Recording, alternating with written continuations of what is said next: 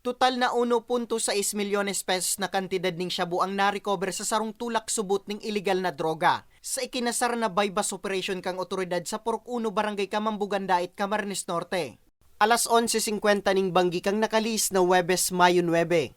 Binisto ni Police Captain Leoncio Garfin ang Deputy Chief of Police kang Dait PNP ang sospek na si alias Onad, 43 anyos, soltero, mayong trabaho, residente kang nasambit na lugar, asin kabali sa Regional Recalibrated Database on Illegal Drugs, High Value Individual. Na-recover sa posisyon ni Onad ang duwang dakulang plastic shaylog ang pigtutubo na shabu, asin 8 saradit pang plastic shaylog man ang pigtutubo na shabu, na may gabat na 245 gramo.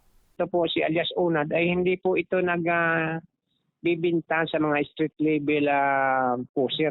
Siya po ay, kung tawagin natin, kung sa merchandising, siya po ay wholesaler. Pinabagsakan po siya ng per kilo, then i-distribute naman po niya ito isa tagwa 1/4 to 1/4 kilo. Ganun po yun. Sa impormasyon, kang nakalis na taon, kan makulong ang sospek huli man sa pagtutulak ning illegal na droga, alagad na dismiss ang kaso subot kay ni. Napag-araman man, nagikan pang Manila ang supplier ning shabukan sospek. Ito pong si alias Onad ay direkta na binabagsakan ng droga galing sa Muntinlupa, Bilibid Prison. Ginawa natin paraan para maging airtight yung kaso niya. Pagbalgar sa Akta Republika 9165 o Comprehensive Dangerous Drugs Act of 2002, ang kakatubangon niya nakasok ang sospechado na sa presente ang nasa kustudiya pa kan Dait Municipal Police Station, asin nakatala na ibalyo sa Dait District Jail.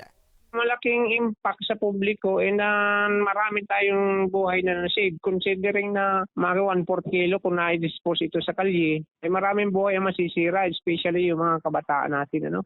Mientras tanto, naging matrayumpo ang operasyon, huli kang pinagsararong para sa kang Regional Drug Enforcement Unit, Dait MPS sa pangyanot ni Police Captain Leoncio Garfin na nagserbing team leader, Camarines Norte Police Intervention Unit, asin First Police Mobile Force Company. Para sa mga baretang tatak Bicol, Nomer Corporal.